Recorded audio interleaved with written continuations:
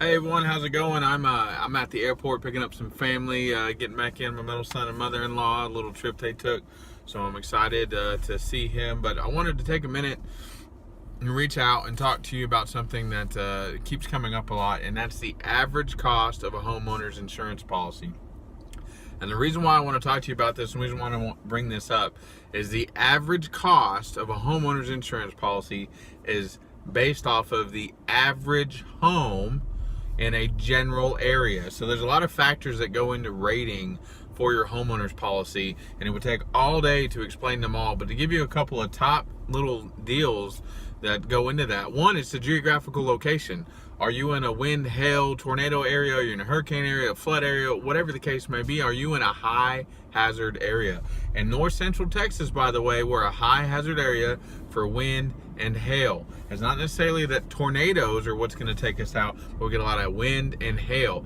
And while that may not be as severe as a tornado decimating an entire home or even a community, it is extremely probable that there's going to be a lot of roofs that have to be replaced because of wind and hail. So that increases our average homeowner's insurance costs. The other thing that people don't seem to take into account, if you live in a 2,000 square foot home, you're going to pay X. Well, when you buy a 4,000 square foot home in a much nicer neighborhood with high-end granite countertops and semi-custom finishes, your cost of insurance just went up because the cost of your home just went up. Not the market value of your home, although that probably did go up as well, but the cost of your insurance is going to be based on the fact that you're not living in a 2,000 square foot builder grade starter home anymore. Now you're living in a semi-custom 4,000 square foot home with a lot of extra finishes that your previous home didn't have.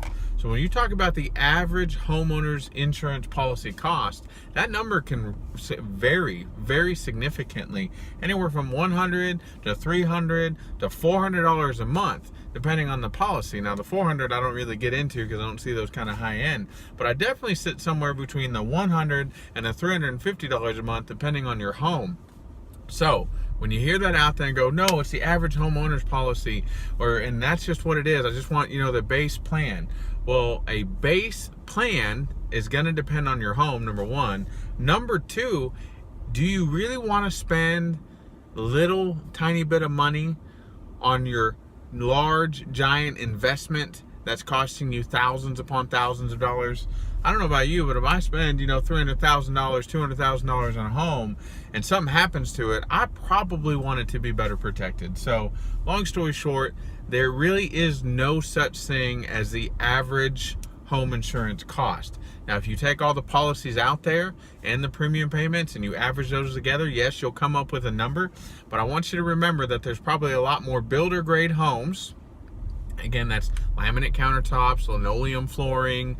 You're standard anywhere from 1,200 to 1,800 square feet homes.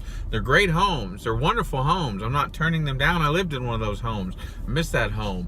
What I'm saying is, your higher end home with your granite countertops and your wood floors and your imported tile and everything else, that costs a little bit more to insure, because if something was to happen and that home was wiped out, you can't rebuild it for the same cost that you could rebuild a builder grade home. So average home costs, don't get caught up in that. Think about what it is that you're insuring, and that's going to help give you a better value. That's your tip of the day.